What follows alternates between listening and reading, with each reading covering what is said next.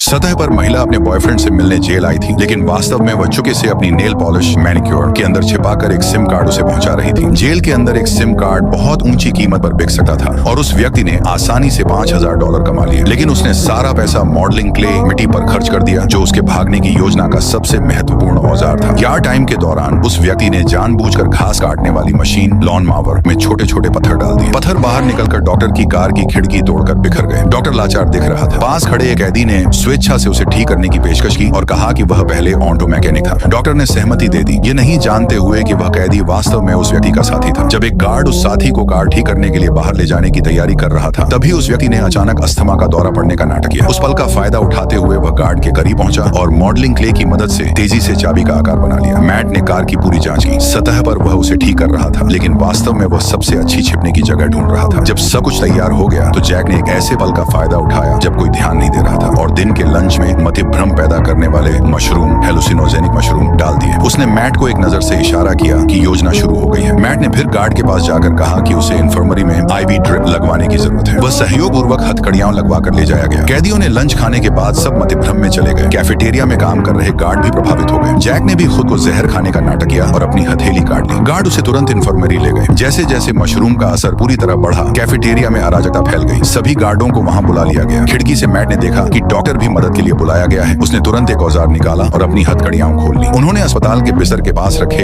Liquid nitrogen को उठाया और उसकी अत्यधिक ठंड का इस्तेमाल करके ताले को फ्रीज कर दिया, जिससे ताला खराब होकर खुल गया। गलियारा पूरी तरह खाली था। वे मुख्य द्वार तक पहुंचे और पहले साबुन से बनाई गई चाबी निकाली, लेकिन दरवाजा नहीं खुला। मैट को समस्या समझ आ गई। साबुन बहुत नरम था। कम जोर से चाबी घूमती नहीं थी और ज्यादा जोर देने से चाबी टूट जाती। वे फंस गए थे। उसी पल पीछे से एक गार्ड की आवाज आई। जैक जानता था कि अब समय खत्म हो चुका है। बिना किसी हिचकिचाहट के वह आगे बढ़ा और गार्ड का ध्यान अपनी ओर खींच लिया, जिससे मैट को जरूरी समय मिल गया। जैक का बलिदान काम कर गया। मैट मुख्य द्वार से बाहर निकल गया। मैट डॉक्टर की कार के पास पहुंचा। अभ्यास से भरी आसानी के साथ उसने ट्रंक खोला और उसके अंदर घुस गया। डॉक्टर ने जल्द ही कैफेटेरिया के कैदियों का निदान मतिभ्रम पैदा करने वाले मशरूम के जहर के रूप में किया और कहा कि वे जल्द ही ठीक हो जाएंगे। इसके बाद वह अपना सामान लेकर अपनी कार की ओर लौटा। उसने ट्रंक खोला। वह पूरी तरह खाली था। कार जेल के गेट पर कई परतों वाली जांच से बिना किसी समस्या के गुजर गई। किसी को पता नहीं था कि मैट कहाँ है। डॉक्टर चला गया। वह कार से बाहर निकला। पीछे की सीट से एक अजीब आवाज आई। सीट का पिछला हिस्सा धीरे धीरे कटा जा रहा था। मैट संघर्ष करते हुए बाहर निकल आया। दरअसल कार ठीक करते समय उसने पिछली सीट के अंदर के सारे फोम को खोखला कर दिया था और खुद को छिपाने के लिए एक आला कपड़ा बना लिया था। सबका ध्यान केवल ट्रंक की जांच पर था। किसी ने भी सीट के अंदर देखने के बारे में नहीं सोचा।